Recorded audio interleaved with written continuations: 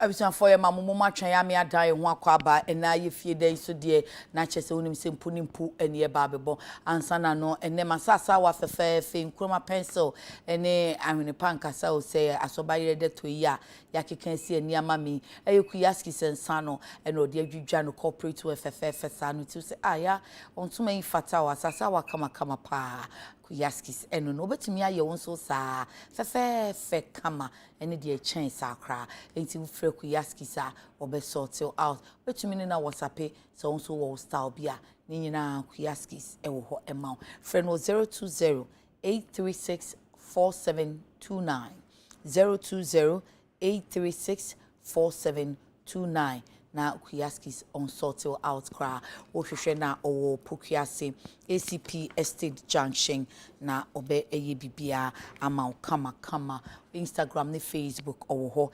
KUYASKIS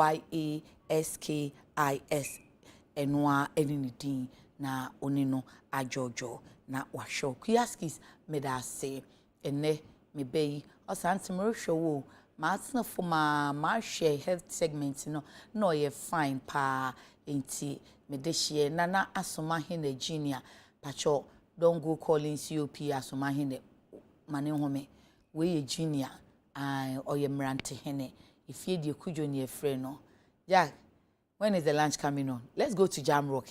Can we say very fine pa nana good morning, thank you. I moponani yezin komo wichi ho and the one no waban all the way from Achinfo. Inti ye bebo economy kakra. And we political science lecturer or ye full professor. Na enyama eti say die ye hwe amanyosem kakra. Ye hwe economy ni kakra. Di ama ye be hwe na amanyosem no nyina ejina eye na anu. Emrahye bedwafiefo etitiro edom dodo no a wonum esori ka se wiase wade nya ose enye mampanin ma so afo hwesi kasem so nko efise ni modemo no enso ani edom kuma no se yakura ni aboaboa ye ho dada enti yenso ye de kose se mampanin se wonhia a opani kenofori atase so bi da se onimdifo a wonim sika ntoto ye nanso ade yi gi agu omane nko a ye de beka se nya nto nya ntu ya ye mrahye bedwafiefo ya ye beka ya dodo no abom na ye de ato abatia no na yakase ye mpani biem so obeye Ghana photo samfo enti wontwene ho na foforo meye hefi se bebia adui die ata mehye emu ayeden pa benada no ene sisa benada na nwumre ene yete ye se oh mampani ene emrahye bedwafiefo dom dodo na hia se mesremu ada munya abotre mame mambe na wotwe miensa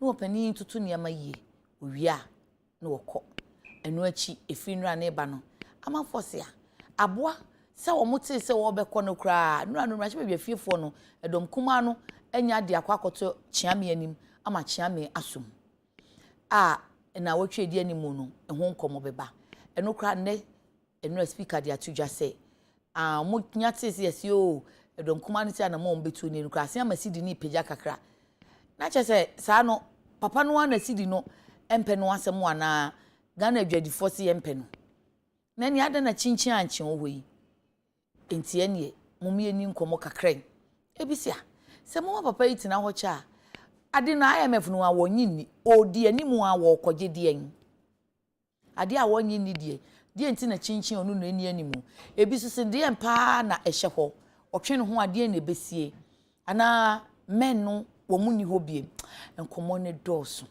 enu ya bonten komo enti ye ba nimdifo ho ne wo mu de enwoma mu enhwehwemu ene nkrata mu enso de e de aba betaye kire so onim se benada yaka ho asem kwada yaka ya wada yaka manyofo no abeka kọ ne duru fie dade a wonum ehoye wo mu adwosuo wo ma bose ne ho de se wo mu na eye technocrat wo mu no mo ho technical know how mo no mo ho sa nimde no wo mu fa emeboaye empuna bose ne nyina enu no enti na ye ko University of Ghana Political Science Department na Professor Ransford Gyampo ene ne bebo mpunimpu o sansemi nyina ne maame adwo asafo de no ho ne nyina eka ho ebre no de ekọ ayekoton mframa ne kakra enti na eti ayen na professor de ye ne professor so kai say 2020 eni na na tare mu a yesiri penyina so on the UTV die oh what ya say ayemi asunti obeti ase che say me professor minsi ne for me hu no ache na mafe no oye nipa say achen for this year chai otwo na ade na no say ehin fa salt pon no the address bi account na bi on so say abu na che say ekwapem kakra nso bi wo prof enfema mafe o That's my coolie one. Prof, good morning. Morning. Net to say. Nyame adom ho ye na so. Nyame adom me hye. Good. Eja. Uja ye hoko ye. Yesu ye te ha ye adwuma no a. Nyam ho nko ye. Muna san ye nti wonka. Muna moye nti no moye ye nsi nchen. Student ye dey eja ne professor. Ye ti bi ye nya o sa.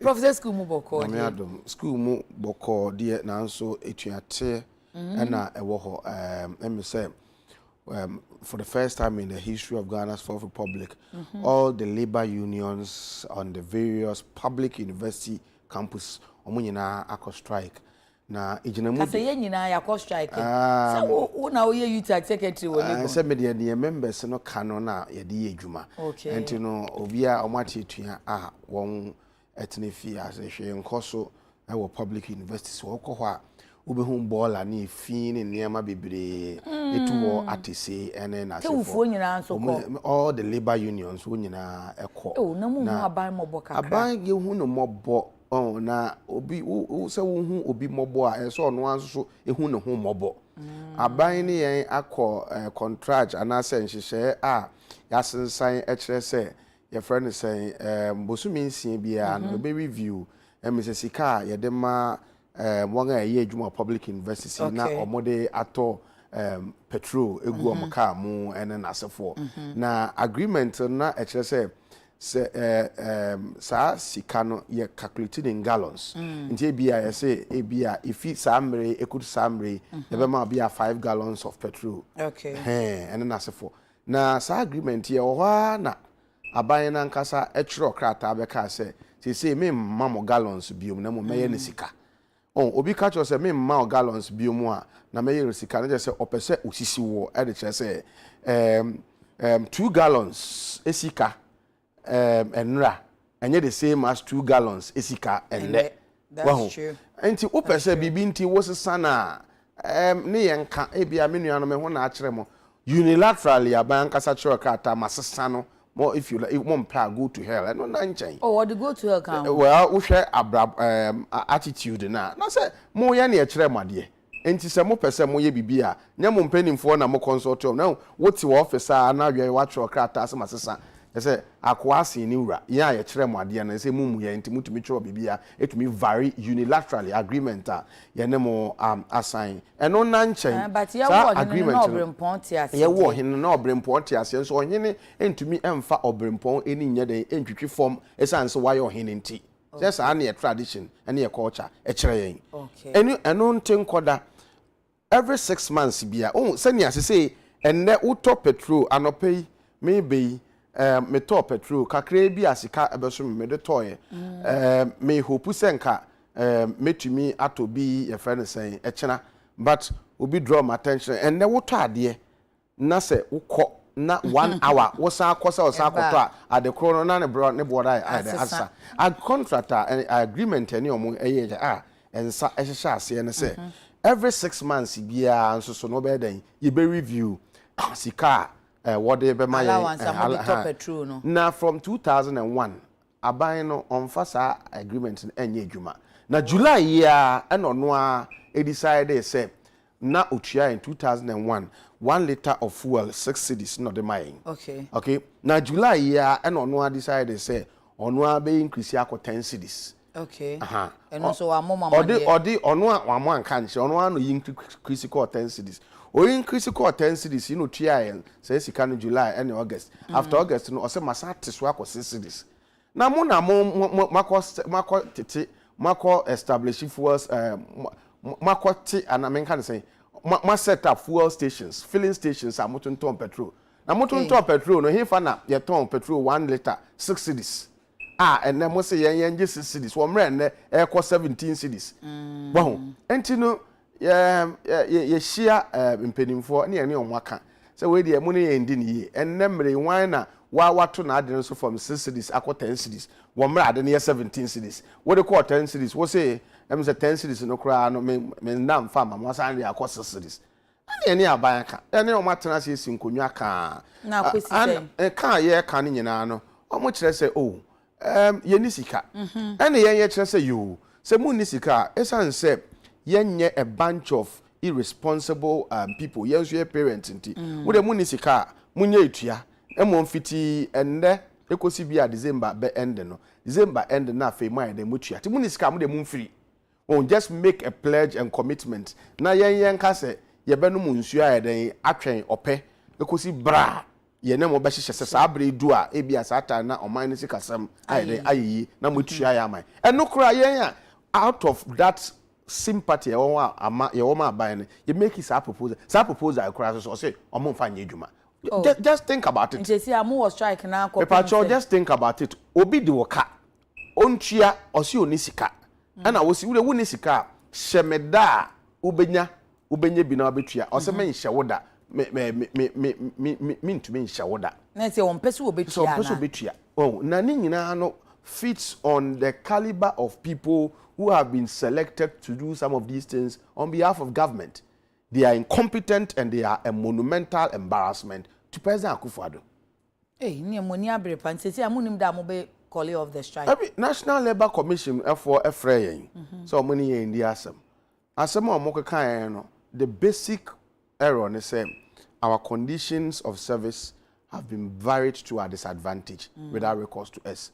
Okay. Omo ntumi ankasa asem na mfom nan nan ensiso wo afi mo se yenko na ye ne aban ensa nkotena se negotiate onipa na ye ne negotiate no na je ne se mintua yen ye ka kire ne se wo de wuntua kra free no ose onye nti yensa nkoka de asem biom the National Executive Committee of the various unions have met and they've decided that National Labour Commission for akade na so omonso ebetua so one pair debi ti old court yenyandu ho omo pair yensika ya salary no omonfa momom twa yen kabiem omo pair omo chichire yenyina na court dey say bekwa aba omo pair momom fa yen kokko kekere momom nchire yenyina nkogu prison moja ena nananom ede konye ede che oman Ghana eto ma eto ho mai enti yen ye call strike if we are fighting and pursuing a just cause na aban kasa esanse mo pursue a just cause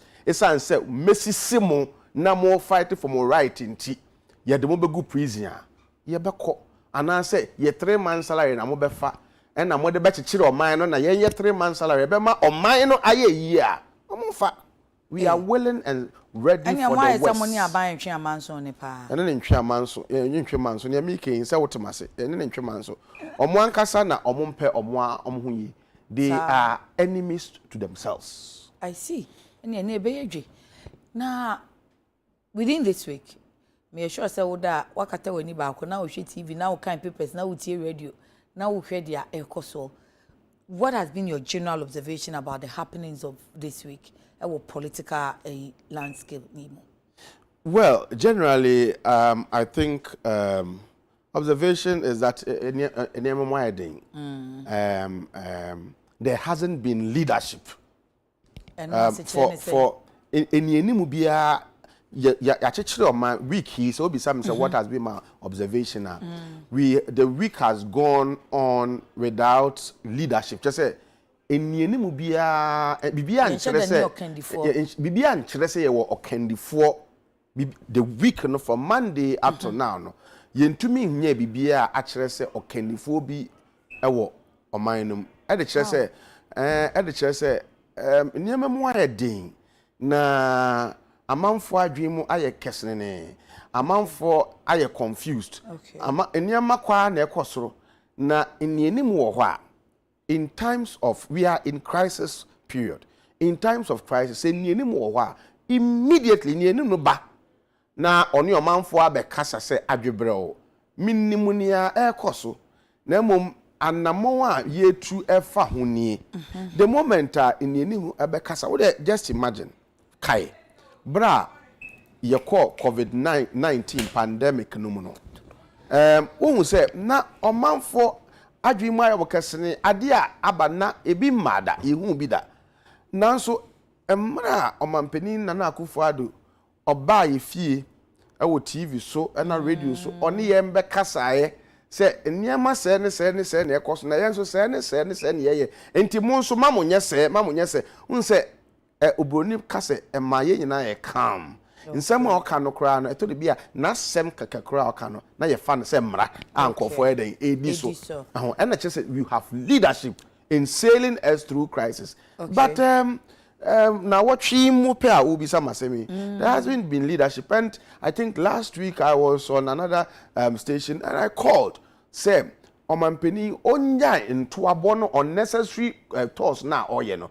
and wunya. Na omra can say unnecessary. Unnecessary. Better chi base. Ebia nyempeni eni mu na bi no no. Debi me kona o mahu say de ekoso ebia o pese on frɛ anontina fa kon kan kire ye nyina but ono so na approach ni se meko mo na so ye ho a kire yen okay oman no ewo ahoyehim okay na wo se wo koto toss ya wo kan na ne kan wo kɔ na ne kan na cars be say 40 and over edi wechi na wo kɔ wo kire as a campaign or kire ade bi a wa ye ne niema no in times of national identity na covid-19 time no one koto there was crisis. Na yare ne wo na yare crisis gu ahodo this yare na wo ho okay now so na ye wo sika etumi editor niema kakra edi wotena wo dem woto wo niema na wotena wo dem a wodi a wo say no okom ni ohia eya sin 1983 de no eno na wo ho okay until this is a time that calls for sober and introspective analysis and view of things. Wunya amanfo bebre esika what treasury bill omakọ yi amanfo esisa amusika kakra omo no omo de kwasesa dollars amanfo ye niema bebre a sesebe afutuo mbiri bi na me niema bi akoso just last week ade bi e ba metrim se me nkoye na me frɛ madamfo bi a no onimu oye professor osikasem mu na so me frɛ no na me bisa nse se na mpesa me ye kasa one me kasa no makoma tom ye na me say na san semi bi na say aban eba abonten because edu bebi na sika kakra bi o me say ana bakwen me so me nkosesa na me mfa nkoto dollars bi ana no say there be ye nyane sa no kire me kwan nyanti a ensese yesa o say wo yesa na so obi so yesa na o man no mu dia na beye enti no you need not to do that na maybe says na san semi a wo ka kire me nkwan. What do you think, Sam? Uncle Mampeni about addressing yen. No chere yen near air coso. Na or chere one casa nearma 1 year contribute to near cosi. Na or chere nearma was a year to surmount these challenges. Na fe or chere near or man for yen as a for a man call for a comade at him. Won to me yen and now one am a pro bona 1 ring and I walk on and call for a room. Say papa. Ne papa mu a adan na president nankasa a stronghold bebi a nke nim se support wo pa no amanfo ayedan ebom tutu and asefo so we asked him to cut the unnecessary touring and to come and address the nation ya kan menim se odi yejumo so anye jumo enra ene na nsa ya te se John Mahama be address oman no afi ya te se me say weekend yi omampeni su kwesiada ono so beye eye papa I hope say enye say ubi ye enti na obeye bi but also about address here we are waiting and we want to hear from him in time. What do you want to hear? What expectation? My expectation is say ombeka nsemo a de abotoyem den ebebre omanfo. You see, in times of crisis, and I'm being kankan, you need to be sober. And in times of crisis, everybody looks up to the one leading. Enti enye ho na obeka ahomasosem enye ho na obekere se oye bema ho ye bibia obekere se oye pani a odi okun onsuro de bi obekere se oye pani a odi okun enim a wonsuro okay ewo ahobrase kasem ewo askasa ema nipa tia omu tumi agitum se ayampa ye ho akere yende nanso de bi ebeye okay on se nipa nya sa abotoye mu na emma sa panic na no nti omo de kototo dollars ne omo ye ne ma manfo akoyi omusika o bank ede shem passe etutu form de she one na sefo ne ma ye den no eden etumi eba form nti no there hasn't been leadership from the beginning of the week up to now but I'm hoping that senia omaka no say kwesiada or ba address your mind no omoya it shows leadership and you bet me I can conclusively say yen share dem hu panini pa ana Prof no yen hu leadership if he say benada no said dem rache be afiefo Kenya wo mo hu so mo so mo ye leadership ni bia and omo Kenya omo ho ne so na ye frɛ wo mo and even before benada be Kenya omo na Monday no President Ashasi wo share various identifiable groups oni wo mo edidi enkomo there be yes sir ohun say mo mambo sa de hu kra de wura anka e be den amanfo be den hu you see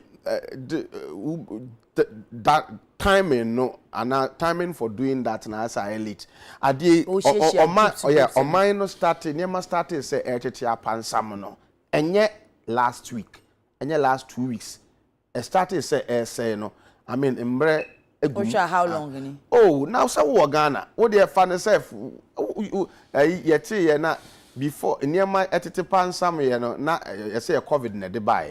On affair Ukraine and ade Russia for war. And no fit sa time na ba ni na nearma a start here dey aginsem wa fine. Enti no na ehun hia say ono ankasa ansa na obey years our meeting see.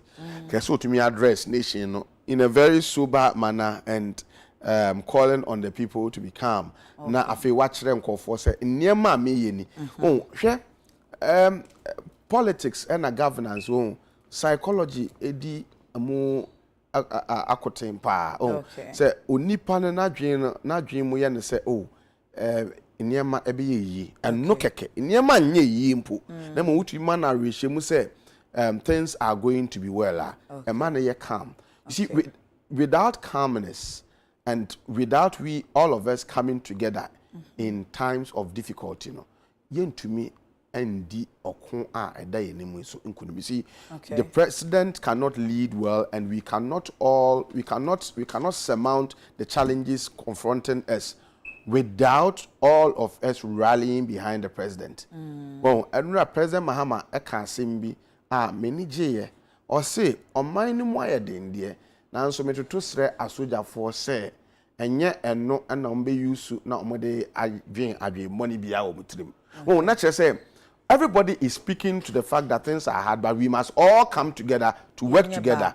Yenye bako. Ye be den ye bako. I just say ni enimu na nkasa odi oman enimu ene na kasa and calls for that unity and shows say or ye bibia fa ho. Eno na de na da yenim dada yenimu asem we know. Nti se wan shada amfre yen ene ya antena se omanfo fellow Ghanaians say na tie na so various ways are also no share kwekwe okoba bia ne kasa yin bi wa waka amejitum say things are difficult ne brofo say nim na da sada ne me o ka metrase nim sada da de ne yen hia nke nim bia yen hia ni nim bia se sada ene yen hia kendifo bia kendifo ene obi di kan a obi a leader, especially where there is crisis, the person gives direction. Monfa se monye se ye se nti mo so monye se. Okay. That eno na chere se ya nto aba ma o se betena se na call round na when there is crisis you must show leadership. I say utumi chere direction o person o man no ye den ekọ. Okay. Bon na fe utumi e kan nsem bi e chere nkofo se na be ya Yemra the happening on Tuesday anopano. Say Edru Brese Michelle na meni agina ya kai 7th January 2021 na homachena na yete ha. Na you kept saying say well being see that said the parliament ya ye ebema ye hu niama foforo democracy no ayakomo amfie aduasa na echi no bibi foforo beba. You kept saying that although where the hang parliament ye share the ebeko ampa benada no ase parliament fufure ase ya abakosem bi o ma ye bibi fufura womo di omoni adi Ghana manyo semachi impo fi nkroma breso ebesi Fourth Republic ya yetwa mu 30 years say e bin sida the majority for no eye no ohun say sanya wodi nkan ekan no December no mama ya betena ha me ye so ne na nyina tata you can hang parliament and one sem na these are some of the enema coso when you have a hang parliament it tries to assert itself and as for intermediate near course no na nyame wanwa e de kire say MPs na yes no minim say watwen ho a wadwen ho akwasi kira MPs na yes no so no constituents yes okom ne ayi ahokire a abe constituent ne feel and number 2 President Akufo-Addo wanye na adwen say wanye na adwen that regardless of our calls say onye reshuffle no onye na adwen so obeye nti say wote ase say edidi eja wo hoyi enemu na enanam wohwe MPs na sa na wohwe omu nyina enemu a obi enemu a wa benefit from being in government. Oh, some have. What benefits are you know Andy na person can ask me? No, Eugene Boachienchi. Say no, your deputy minister was in housing. What's it not? And Honorable Carlos Ahimkra. No, your deputy minister trade. Well, but even your desire in China, Papa Kufwa sem na why or can say a better o party wa by muna why aqua. As a party opposition now be secretary. Madam, come you see there are over 80 people. Yes, initially there were 80, but it's your mabro. Yes, I myself my set and no be catch them so more by 120, but conform person be you na sa enkofu bebre wo mu a they have never tasted the reins of government. Well, say intino obi tasty reins of government na owo akade anase ofo betumi aboa na nso so no yeyi ne mu de bia no no yeyi ne sinchen de bia no na ne buefu you see say we omampani na say wo paw wasoafo a the reason why esa we reshuffle na say what hwa so omo de omo govern omo ye ne omo ye omo ye ne a wo de ahye omo sa so omo ye na what hwa wutumi hu say krachi na adwuma ye a oye na hoɔden anase ne nimudeɛ a ɔde di sɛ adwuman ɛmɛ sɛ saa nimudeɛ no ɛho hia ɛwɔ saa ahwɛɛ ha na mu saa nimudeɛ no ɛbɛ benefit ɛwɔ ha saa ahwɛɛ okay well the skill that one has in a particular ministry no it wo hwa abon sɛ ebi a saa skill no ɛho hia wɔ that particular ministry but it will be needed in another ministry into wo sisem na de we fia na de no kwa na de afei wo yesa wo hwe mo anso abehu se ebinom ebo mo ho modern pa a se ebo ma baso we keep om ho ebinom so wo ho a ebi a won asa anase onim hwe nti ono ese yeden yeyi ne film nti ye wo yesa ne ma we ni mu nyina obroni se the efficiency and accountability na de ba efficiency ne say obi eti won a oti ministry no mu a oye na adwuma no ohun se aban yeden ehwe no wanhwe ebesesa no enti okunu ho aye adwuma and afi ema no say oye accountable to the people and then to the president enti eso oye ne niema yi se ne be ya yenyini mfim na se wanye saa ne eba ne se obi wo asoye bi a ofo say menye ne ye kura menye ne ye all that I need to do is to please the president and I'll continue to be there. And so there is always incompetence and inefficiency coming in. Apart from that, you leave a lot of people bitter. Bitterness in na kauna omoye ne a omoye. And the other bit is that it leads to an unnecessary wastage and dissipation of scarce human resources. You make sure say enkofo wo ho a won betumi aye. You cannot tell me say the whole Ghana my friend is saying ye Kenuforiata no ye the best finance minister no. There are people who can do it better. So if you don't reshuffle, you deny the nation of the talents and brains that are limited. You deny all of us. Until at the end of the day, we suffer the more. And I was thinking, I've said it elsewhere, I'm saying it again. Say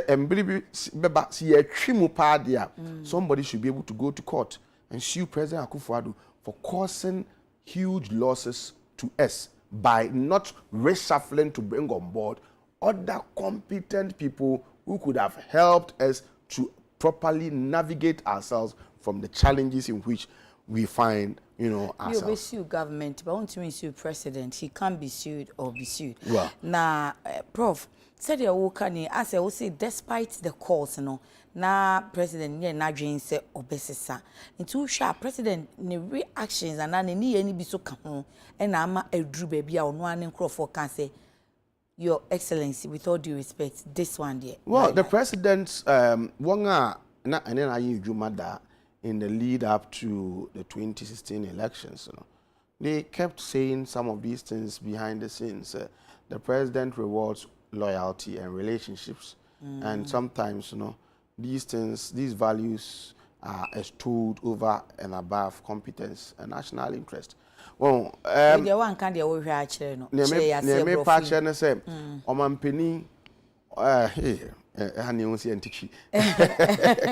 But we had omampeni eni so obi a one no openasem obi a one no efi baby kro anase obi a osomo no omampeni eni so obi a wasomo no esen obi a onimoye. I mean, so much as obi a otumi ye chese ntino se oma nipa mienu e wo ho nipa mienu wo ho na ba ko ne omampani san ache ana se apart from so ne san ache no osa dabi oni ne san ache no osa ye ni bibi ebia ne busuani okay oni ne san ache osa ye ne busuani ba ko so dabi oni ne san ye na nso oni no onimude obetumi aye adwuma na eyo obefa ne oni ne san ache no.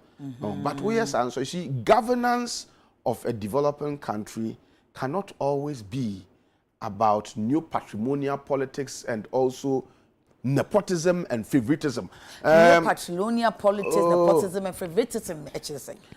I can say new patrimonialism. I want to say papa bi te ho na ono no ye papa no kire we na me pesa me ne ye adwuma we just ono distribute the spoils of power na and favoritism ne nepotism just say nia me pena asem ne nia me no efi bi sign that na ye chire o mind in a very poor we are a very developing country. Okay, it's ye chire o mind most of the times ne papa mu a we favor competence. Well, but equally as I say obi a metim na ye adwuma no na me ne ye nti se ye nkoye ne se o ma ye agya na meto na me hwe o professor wa kire made da professor me ne ye interview a me ni je pa nti ono ana chinchin a chen me ne be interview obi foforo ho kra me mpe ono a is it not okay there be ti o hwe a president J Akufo appoint ono ankasa ne minister ne brother as minister. He was a minister for health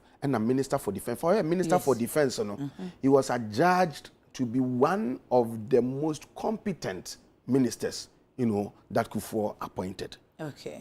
Well, Ade intina appointed Akufo obianka ho asem. Ninti obianka ho asem ne say eni nua de, but the man is also very competent. Wow. Enti are you loyalty, loyalty. Are you trying to say finance minister no only competent? What I'm trying to say, and say we a coach. Na say what chichiri team.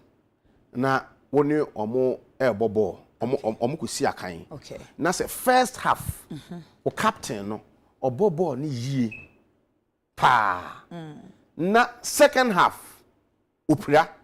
And I say for whatever reason, untumi mbobo ni ya. Ni ya obeye ne say, esan se untumi mbobo ni yinte no. Mayede mi wesi nchen. And that is never to say onborn homoden ye. Utie President Akufo-Addo asem o kan say, untumi nsesa finance minister de say for obi a onborn homoden first half me first term onborn homoden. Governance of a developing country cannot be done based on past glories. Anya nkunimdi a wudi naano no ene ye de ka asem ne wo ye ne enti no naano no oya obi eni wa meba obi to no ene ye de no ejina a kire nkon so enti waye bi da nti obetumi aye na waye bi da ti o make a governance of a developing country. Okay. Why ye be da? Okay. Say enema sesa. Nti ni asesa no ohunu so. Yen kase esan say why ye be denti. I mean, it does not make sense to every right thinking person. Biano, this thing will not make sense. And I'm a football assembly here. Say your captain Andrew the day are you. Ya bobo first half. Wabon ye pa second half. Edu second half. Nene mwebu. Na coach papa net say kase. Nene mwebu na nso esan say obo ni ye first half until ye ntumi nsesa no. Ye be yi wodi. Enu nti nya ye kan say governance of a developing country is not carried out using past glories. It is done based on exigencies of the time. Until look, ubi any will be to me aye boniaye towards him. First half of President Akufo-Addo time, Obono modern Ghana was described as one of the fastest growing economies, in the world. Now, baby, the skills of investment banking are no longer needed to navigate us through the challenges in which we find ourselves. There are other skills that are needed. In terms of why you could see baby. Okay. Na nkofo omanfo kase say onfa na edwuma nto. Senior Udi Nkankai, members of parliament akokeka sa asemi ache president. Don't who's in our analysis of things, we must be firm, it must be fair, we must be balanced. Take a balanced view of things. To the be a nipa bebre ewo oman mu no say omo pe omo nsem akenti no I always say they are always stomach direction analysts. Just say ono ohwe hanko but coin bia wo two sides. And say who kan wa asem a say wo hwe se na yete wa ha. No wi a wasan hwe na yete wa answer na wo de conclusion be ebeba wo de ayeden wo de aba. What I want to say is say your tradition and your culture and your yen kwan e fa so eye niema. No nation develops without its culture. Culture is explained in terms of the sum totality of a people's way of life. Your culture no, it differs to the elderly. Okay. Yes, say nti abofra any penny nya asem a menim say yanka e ka kire o papon abofra ntimi ni penny ndi asem na abofra endi foda endi bemda. Yeah. Even when opinion ndi for na one on apologize here no I say abofra. So we have our culture. Now you have a very intransigent president. That's what you're saying. President na asem ye tintintinti what can cross minti. For the first time, Mamin Kasem show minim sawoti anye Ahmed Banda MP no asem okan na mede kan. But matise members of parliament they found some other means to speak to the president about the need for him to reshuffle the finance minister. President ka say na munim wa oboa yen bra na your opposition and ye petumi nti mo fam asem emfi okọ obogui behind the scenes here mate. Oh, I see. Anye Ahmed nko aho na mete matete. Okay. Now, for the first time, obi a nkoye tintintinti. MPs akọ na nchen a. O se me pamocho. Ta. Ne maka no. Eno so wate. Mate. Omo letter, omo statement omo issue ya. Majority. Majority caucus. Si o me pamocho ne maka no. Mate na mo mesremo. Anka mo ma papa no undi IMF negotiation no enim na onwie na outcome no on fan feed into 2023 budget no wie na afem pass appropriation bill na no ejina nche we dem sremo opening sre wo kra na ono wudi asem no wudi bam and at this time wasrewo enti wasrewo no don't forget say our members of parliament majority caucus ni omokoye no. There are members of parliament amongst them who didn't support. And now I must start him. That's number one. Number two, MPP for be brain so then now omu him. So me treaters. And I feel when your president or patch or so with you, mungu mukakra and mamia. Say one must ask me guide your decision. What will happen is that Ebaba be say wumomu ye tintintinti action president no kra. So the next time I'll bet obehunu na council of state for afremo.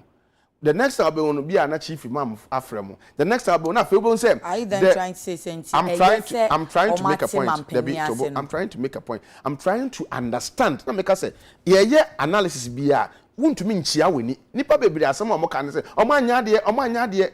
They are not omo analysts. Omo is stomach direction analysts. You should be able to look.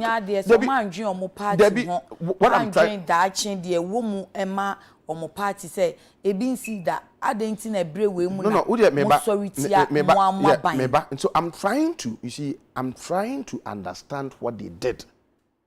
Mpese me kire me teni omo ye na se. Ansa na meti ase wi a ye wo a contrary viewer na de no so ayeden aba. Okay. That is how you do analysis in a manner that makes people know. So winim ni awoka afi we fair. Okay, anope na me ka say in our advocacy for a just society, no, we must be fair, we must be firm, and never be one-sided. Otherwise, we would court unnecessary popularity for ourselves and soon will fade away and deny society of the boldness it requires to bring about change. Prof, Chidia, we are against the lawyer, ya person family, dear me. Say a person near my copper, a year per ewo or my muno. As a say, ye may be drew. Now, so as say, young Casano, ye fair. Oh, na yem jina, they be a young prayer who uncle jina fako. Be jina fin. See, and you nothing fee, Bombra, ye pesse, ye press ye ever call or my moi. And check. Ye say ye hwehwe ni mu. We will be courting cheap popularity for ourselves. Say ye be person nkofo be hu ye ne omagye atum. It means we will be projecting our own selves. Na mum o project o hu o man nkofo say wo na person ye popular enche obetwem na wo twem a ebuduru ene akukuduru a oman no ehia se ne be ya ye be push for insisan no. Na omano so ashe. Prof, yen hwe ni saying so. Me nyabotre oh. To obuase me church I'm just on one side of the argument. Me wi ma bad. So I'm just saying that given our culture and given the fear say anhwe the president may rather be inciting support or opinions against the majority caucus no. And na me feel say a ma omoka say yo ne waka no say at least anye kra no wate ase wagye atum say ne ye hwe no obeye nti no de yenye adwebreo na onye nti no adwebreo na won aye no effectively wo hwe IMF am say next week omo bagana na afi ye be prepare na ready budget and the passage of appropriation bill na wodi na akabom a am say yama Kenuforiata a contract extension of about 5-6 weeks. Mama Mpanyi bisa for 3 weeks. Well, me the nyina account appropriation bill time ever pass. Appropriation bill will be passed around December or something. To the nyina account one 5-6 weeks. And when the man bisa for say 1 month or 2 months. Do you get the impression say Papa no obe man akode because I no cross say then after these things ne bro for no say then if there is any talk. No, only share he has nothing to do than to yield to the pressure. Ain't he 5-6 weeks contract extension. Sana omampini osha the yielding senior MPs no edi2 mo say nya waka no omate no. Osha that is what it means and yeah, effectively no ama papa no 5 to 6 weeks contract extension. Now, what do I think about it? Only a I'm trying to understand why they did what they did. Okay. Now I want to come out with my own view or critique of what they did. All right. Oh yeah, analysis. I won't sorry and criticize it. Okay. Try to empathize. Okay. Try to understand. Nientia onipa no ye ne oye no. Na wo wie na fei what chere wadwe. Inti na case no if wadwe nchire no eba se wo de adwenkyere no kra ka nipa nanimu a otewase because onim se what tenase. Okay. That's how analysis in this country will have to be done. Anya ne a sorry ya obi say anya ne ye obi aso it doesn't show enim di for no mo ho no. Number one, maybe some won't say are there in a president ebisa say one ma Ira Ofuriata, one man in Brena on Finwy the IMF engagement. I didn't know president Bisasa. Why should the president make that demand? I did say, Okoso, sir, that demand it betrays a certain failure on the part of the president. Because it creates an impression, say, Ofuriata anywhere, will be into me and yeshe.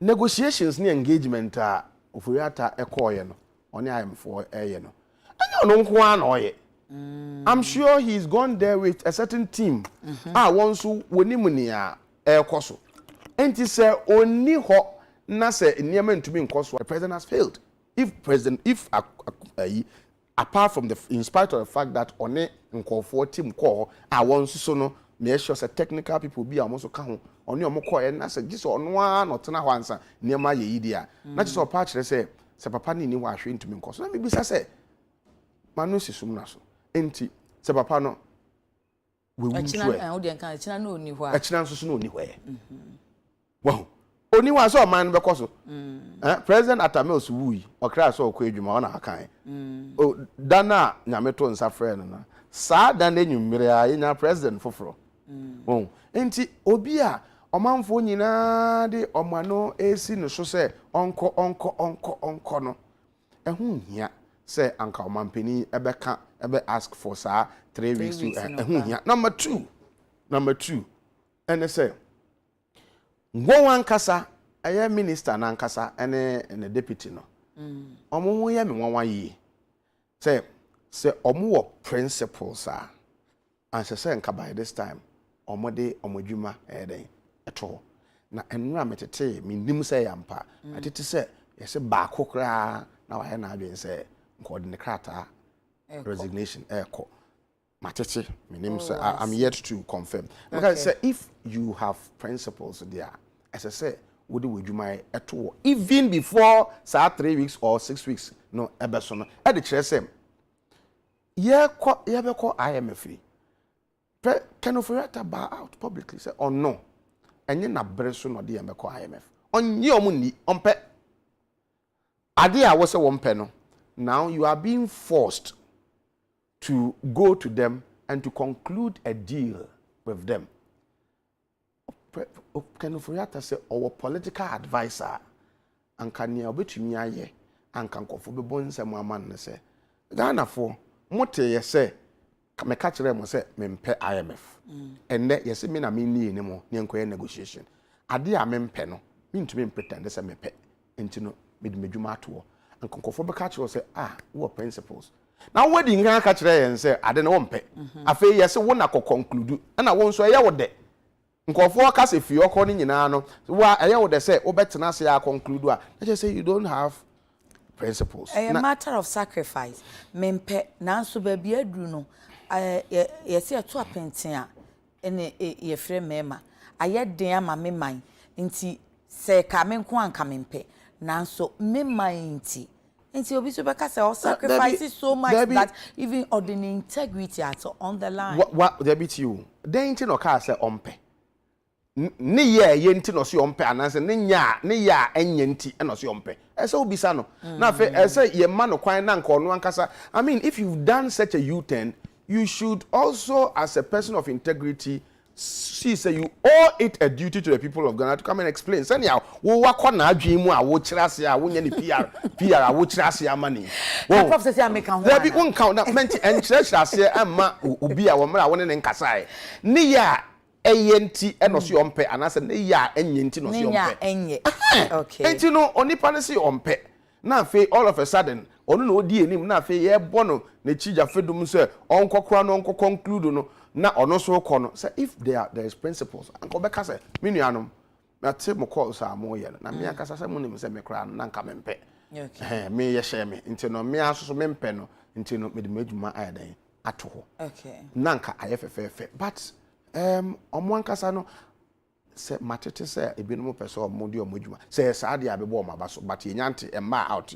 and you know into me who senior but I'm saying that if they have principles, then they themselves should put resign. The other bit is, you see, President and say Obama you are for actor ako womra wa passing the budget no every. But members of parliament now omokoya President Kasa say me chiro mo omoji tu mo no. Na me bisa me ho. Ana me bisa won publicly say. And so omadwen ho say near omaye no na omone President Akufo-Addo agree no. Omadwen ho say ebeye say kwesi ko and no gina nkwentia for the next 1 year. Omadwen ho.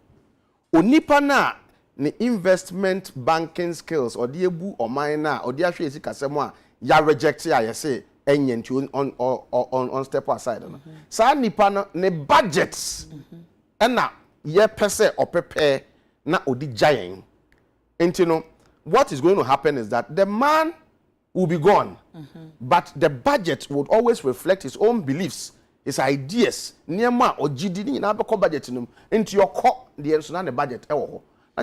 We are also giving him kakrawa. Okay, say IMF ya mampeni so mo mani wi no. Onte ho na ase because a team na oni omo koye. Nti so oni wa other members of the team betumi aye. So equally, yet economic management team and a ministry okra no ye wo obey 2 deputies e wo ho. Nti enye ono nko a any technocrats or civil servants. Nti enye ono nko a no oye budget no. Nti ade na kire say budget no be judge no uforiata budget and somebody else will be coming to work. No budget, but you see, you cannot have a budget prepared that is not reflective of the idiosyncrasies, the beliefs and ideals of the head of that unit, of the sector minister. You can't. Near or no ye minister, okay? Okay. Or share yesika 7 as for. And to want to be prepare budget to be and cast away independent mind. I wanna no. I just say reflecting what he believes in. It is what he believes in that drives the ministry. Okay. That is the reason why Uncle Fon can say technocrats now I want to see your money. People are not calling for the idea, calling for the sector minister because he provides leadership in that area. And the point is that why do we want to foist somebody that we are rejecting's budget on us as a people? I didn't know your person yes sir. And the point is, me sure say MPs they have veered their minds to this particular. Say Papa no be cool. Now you be wo oforiata with us throughout 2023. The other bit is muko money president eko kan ya motiasi. What measures did you propose to the president to ensure that there is no vendetta within the coming 6 weeks? What measures did you propose to the president to ensure that there is no cover-up? Esisire ana when say onipa ne hu say otan some who say afedi me ko. Okay. Enti mo a mo contract da meni mo a mo nyina me hwe a mo kan bi no ene me nso me kire mo where paralyze e bi a me nsan and I say niam bi abaye de atan kofo bi a wonim say they call for your head. Okay, that's vendetta. Again, e bi a niam bi wo ho a ese say nipa bi hu e ministry ho enso yenim esan say kanofurata na wo ho nti within the 6 weeks no then na ye to ensure that omonfa niema encover so se ne be ya obi ba ono ohu documentations bi a ye hu a ye de be use to demand accountability na say for what did the MPs propose to the president to ensure that these documentations are kept secretly? They didn't do that. And you know, it is possible say one ma onipa no madam fu bia ohwa na ye ka kire no say wo edwuma ma we ya den ya sesan ye yiwe fi akobi foforo no to no bo ne san say ade emete ne ntemu a anka mese o ma nipa no o ma no ade o ma ne time kakra no hu say obekọ especially na occupy position e juicy na onim say we dey me kwe ebia enema be hwere me a enema bi wo ho a obetumi aye ebia ebetumi dey how man no and I'm talking about vendetta and cover up, but the MPs didn't tell us what they did or they proposed to the president to ensure that there is no cover up. You know, hard doing kakra. Na face so no. Did the MPs speak to the president about the selection of somebody who would try within this short period to transition and who here pa? You know, say you who say obekwi. As nke MPs no inputs be and suggestions to the president as to the caliber of person to appoint to work with Ofuriata kakra. Se ne be ya kasa na one IM4 kasa no ebia nipa kono be den obeti ase se ne be ya sa ka agreement deals no if they are feeding into the budgeter onipa no be hu say because of ABC entina sa di obadi nipa no ebe den obeti ase na ono nso ede be ye adwuma. The last one is, did they also make suggestions to the president as to the persona of the person to be, the persona and character of the person to be appointed? Nipa foforo or being, we need somebody who has an affable persona. Somebody, eto de bia, yasem ye, hey no. Heja nkofofo se ye mom ye ahomaso. Enso ye yentesa. Obi eto de bia ye calm abuburo no ma ye se ogodwan wanwa onobo ehina. On so hwe yura Ofuriata oye calm. But I don't think he has that affable persona that attracts knowledge, suggestions from the other side of the divide and other experts. He doesn't do that. Na wakasa wala knowledge. Meba tobo meba minwie. Embiribi mi sheda bisa mpenimfo a omakura yesika semoda e wo man mo. Me sheda sa minim se meka asemunti.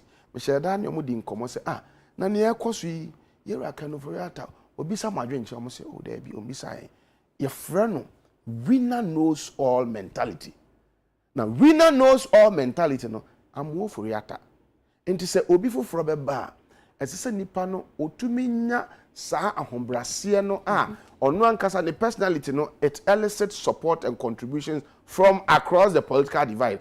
Obi abetumi na dwenche ade akoma no anso obetumi akọ nkofo peswa so na akọ nkofo nchen akobisa se ade mofo si ebe na sen den kwan men yemfa so.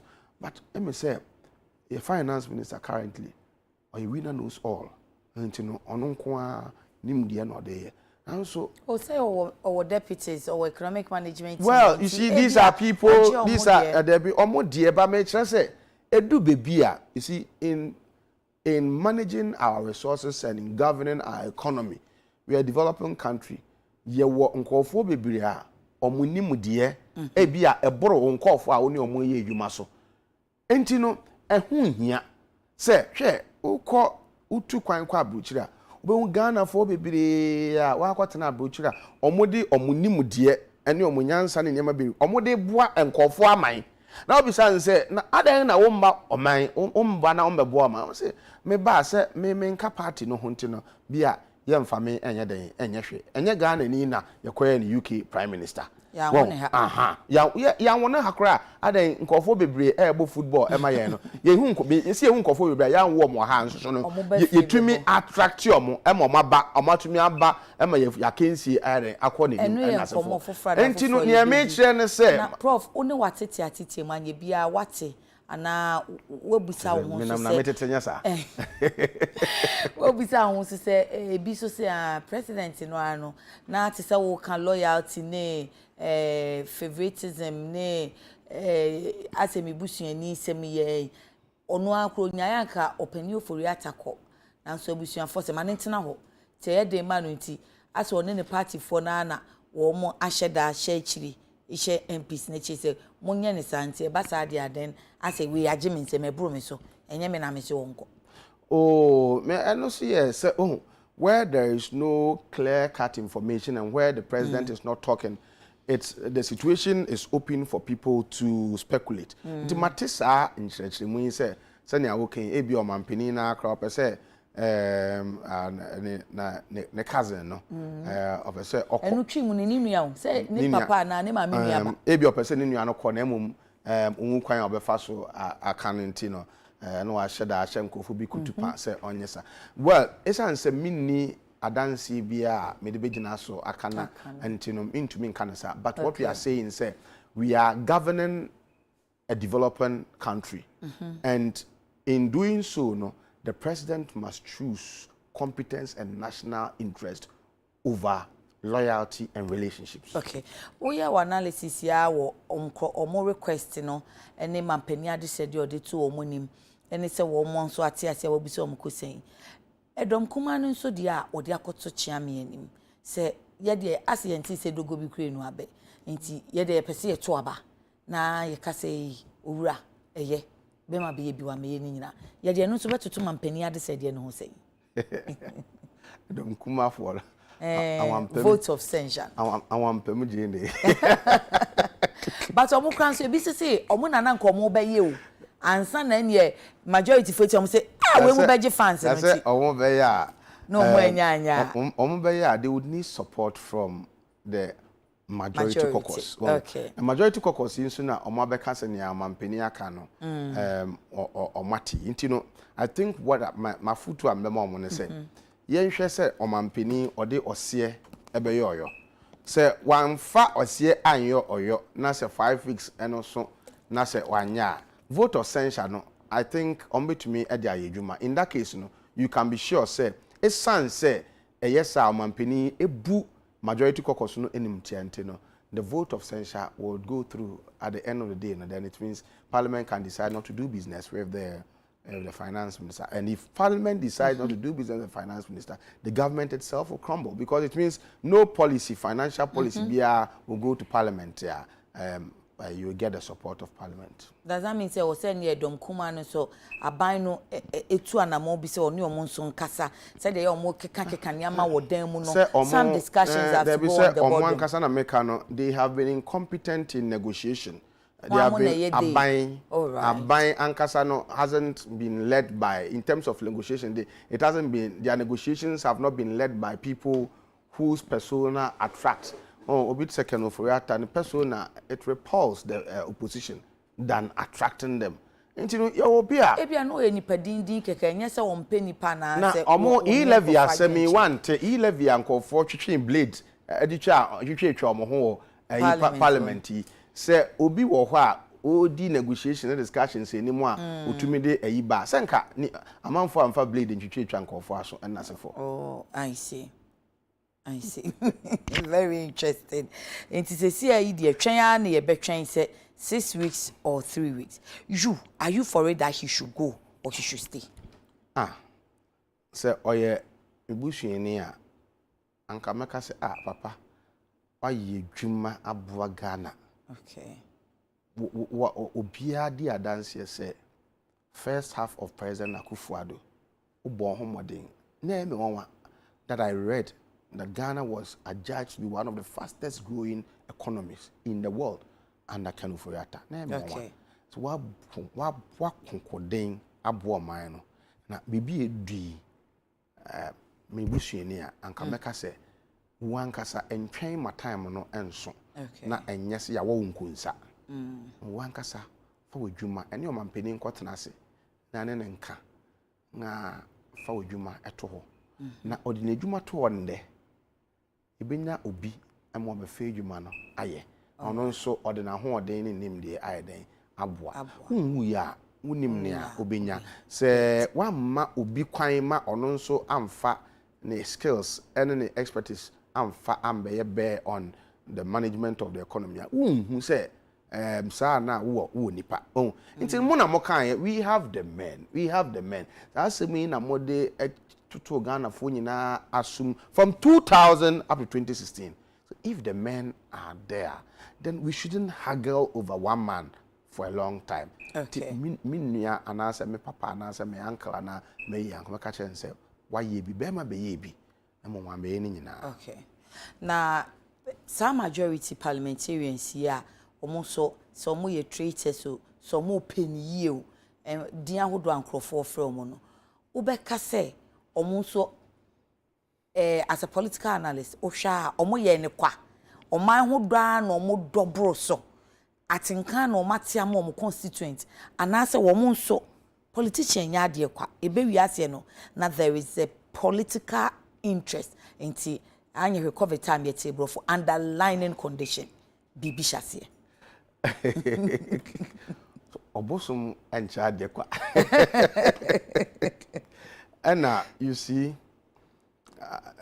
I want to believe they said they had their own interest. They had their own selfish interest. And I'm being kankan. Obi o ha watna parliament or come de na che.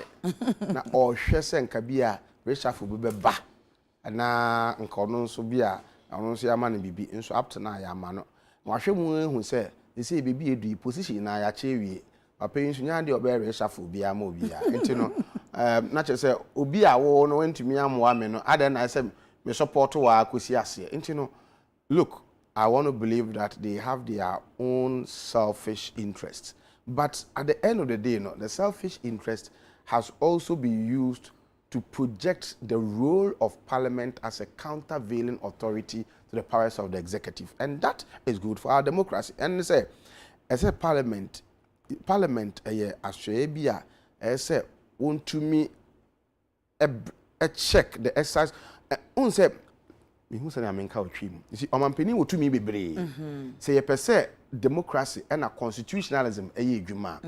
As I say, esan se nia o twa sa onim se obi twa sa onim se ne chi akyerente no. As ye nya body bi te se parliament.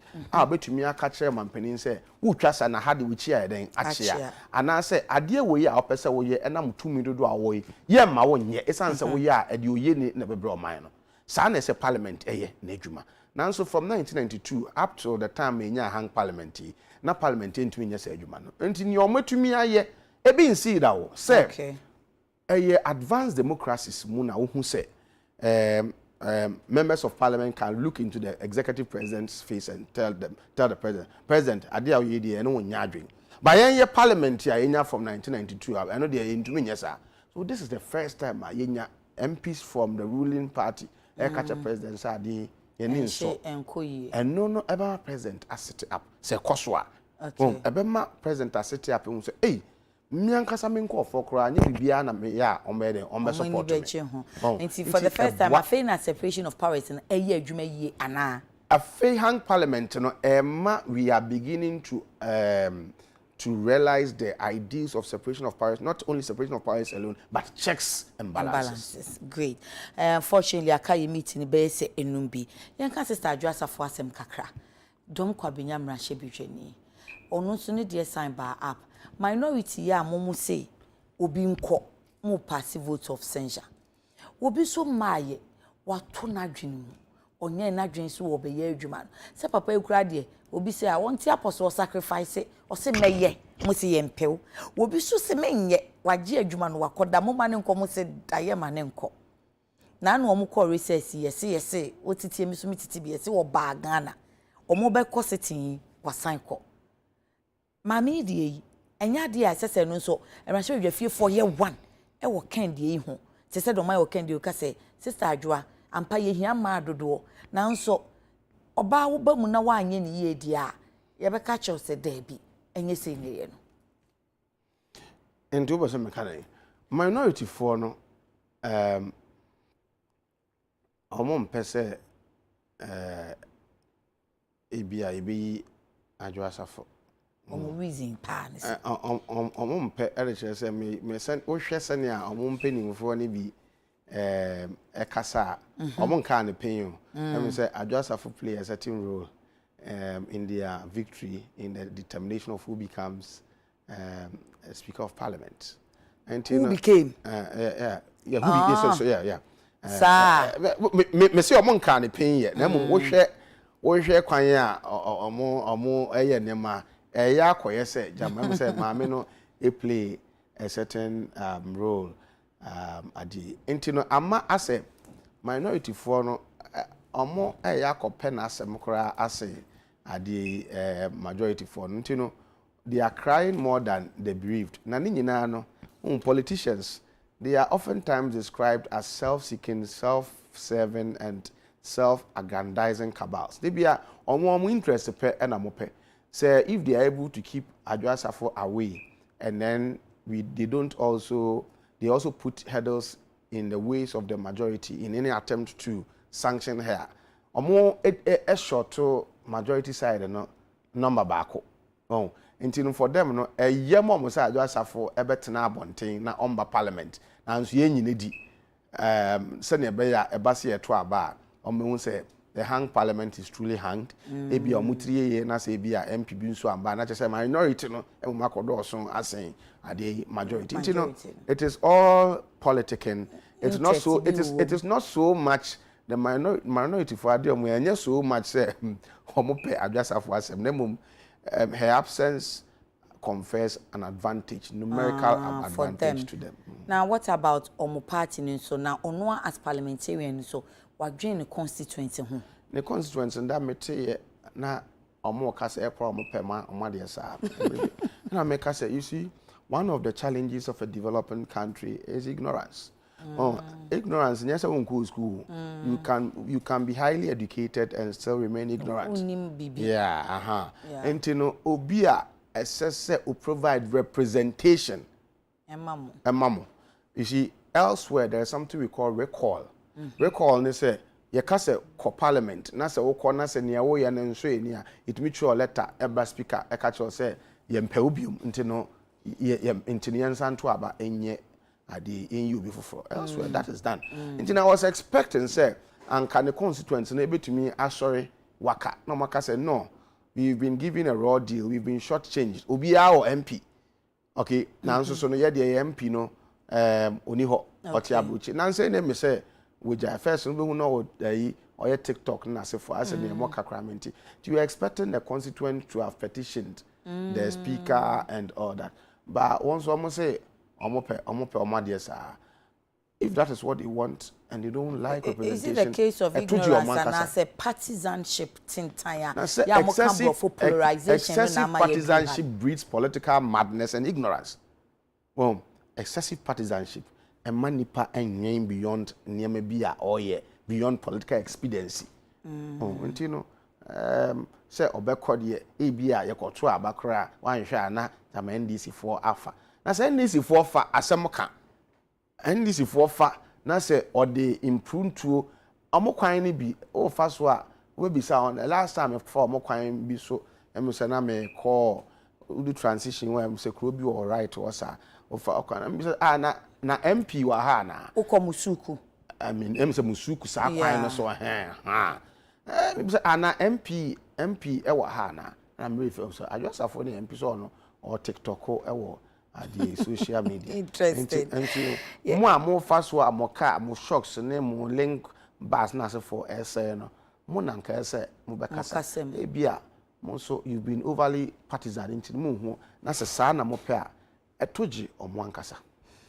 Yeah, wrap it up no. Yen share no former President Mahama ni lectures ya o ye wo UPSA no. Or you know in his capacity as the because they still don't have a leader now, still don't know your leader or your flag bearer now, or my alternative now because or case oh we will see any dialogue. I'm for alternative, I'm for alternative, and now okay can't send be ministers need also or so for we attack call and one alternative. Métier at the Yura Mahama na métier and I'm say we nanka as a president Akufo-Addo the dada na ne kasa na okasa no many je hu bebre e de kire se si ade ba ko kan ya me feel say papa wakasa na wakasa why na wakasa agi no nya wose nia omoka kire president Akufo-Addo any minister of finance nyina so onye no omanye enti no wenya they are now tempted to say me ka kire o so they are tempted to say that but Omon yesa, and Okan Brofubi, which I quoted, or said, this is not the time for vain, glorious pursuit of vindication. And yen mera, sabre yen mera, ye beka say, me catch on one year. Wajuin, or say, and yes, sir. Okay. Nane kasa or kasa enano, or chere problems are ye womb. And I feel, or chere near, or mindful, or chere near a bang, and ye. Okay. And o kire ne asojafo momo nye. Okay. And o kire ne o manfo nso nye dey enye. Okay. Also this time it was not business as usual. Opposition, they suffer from opposition disease. Opposition disease say they be oppose, they be criticize it. Okay. They don't give alternatives. But clearly, Uti and some more kind Uti and Ramimi Shebi.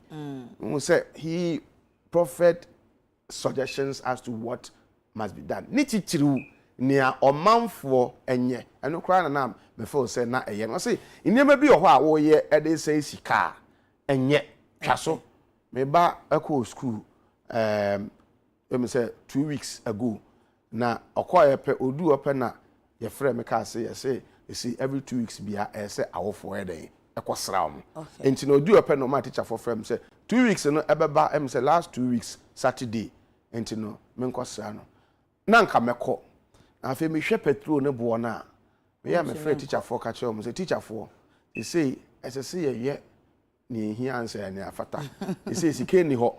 Enti no mesra mo sika kakra medibeto petrol mama mfanto na mum the next 2 weeks no na me dia niam bi aye ya say sika no say eden yetete so na afi o say yankasa we should now begin to crave for locally manufactured goods products and more ayedi nka ye that president has been saying since ono so akebi at least okay he is real good beyond that he said so many things but say nya yankasa ye nuane no yendi na afi ye importations na se for no nka yankate na o kan sem bibria for me no ankoye se me bɔ mo chi pe na mo me kire ne a mo betumi aye oye ya eno no nso odi NDA no ho to Ghanaians enti no ye to president for sen come address nation me dey say oye ne ntemo a anka bia we nso ambe but ne nyina ye omo friend no presumptive presidential candidate yeah, I heard that too. Na HSM say party no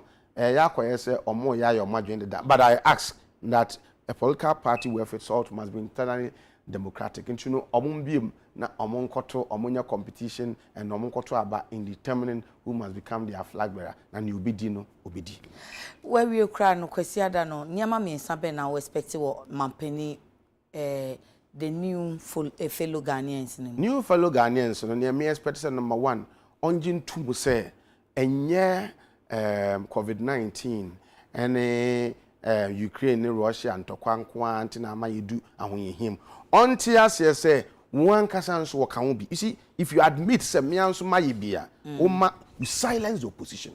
Okay. Tijitum say yenso so ye ka ho ene ma sa de e bae number 2 achinchin anu odi atu me nka so mo nka ho na COVID ne Russia and Ukraine crisis and to me yembra onim the 4 penny about me I say how can not or refer to a certain challenge how can it bypass Cote d'Ivoire bypass them and come to Ghana COVID and Ukraine crisis affected omanfo bebre nti ensese ye ma ne yese yenko na the whole world them say affect yenko adodo into number 1 he must admit near omwankasa nye ne ye a ede ohaw ibaye na fe onkyere nea wo ye ebetumi aso ohana no na fe onkyere onkasa ma my friend say omanfo akoma ntom yem na onkyere ne omanfo nso so ebetumi ade aye omode beboa se ne be ya you see we are all in a sinking ship and ye nyina ye wobonto a wo into when ye MBC and MPP asem enye partisanship because adena ekoso no affect yenya yenka ho no affect yenkora mo petrol yentimi nto esi nsu ko series me waache bebi a meto waache first me kwa meto ni na 10 series na me koto ma me se na ebeso me se ma me na adan o se na adan won te Ghana and me say ne kane no de ma me ni na 10 series say ahe o se 25 series. Wow. Watch a Quran is intimento and asefo. Into know what is going on. It doesn't MPP for penning for and this for penning for it doesn't affect them. Because omo sacrifices be omo sika omo da so je omo petrol dem omo da so ye dan ye be catch there and say oh ya tete aban appointees for esika so by 30% me say mo boa e yampa mo mfa mo salary slip mo pay slip mo mfa be kire ne hwe 30% no wo hu bi da omo de kan ye de bra ibi so keke omo allowance si na omo da so je bibia nsesa ma omo ye nti omo feel ni yi na mom yenfu soldiers no ye ne feel ni yi all of a sudden the professor why you food soldier me food soldier wunim wunim oh me professor say crisis it why you food soldier and affect you more no we all must come together. Okay. Well, we should be speaking with one voice. So say who could you more? You need MPP Jaso. Like I said, MPP Jomu the Okwa Hoye. Then this is for na Hoya ding. You know, could you mbako. Petrol, you know, is a petrol yet to cry a monkai. Oh, in the affect 19, we should all come together, rally behind our leaders. And it's a call the leader must make. Say me pamucho, momra, na mom famun to my mede, and mom to an yen no preko. Na ye won't toy in we are. But me, I am one people in NDC politics. Prof, thank you. Yeah, that's Papa Paya Chiumu, Wamayate, and Yeman Swase. Professor Ransford Gyampo from the Political Science Department, University of Ghana, and Yenena Bom Punimpuno. A man 4 years on crying Komu Munti, Diakano, Montuasufi. Name se went to me and Shena, and Yamea Duma, a Juada, repeat Ebesign Abba, na Wahed dear. Went to me and Sheno. Mata die mame and Nakuyaski Sase, our ACP Estate Junction, Onuno Pam Mame. Friend 020-836-4729. 020-836-4729. Kuyaskis, Medasapa, or Instagram, any Facebook, enina. Midi di yakuna nyame ya domo Monday, ade chenshoma besiaba. Nyame nka ho na hwe ho ye wo weekend yi emu.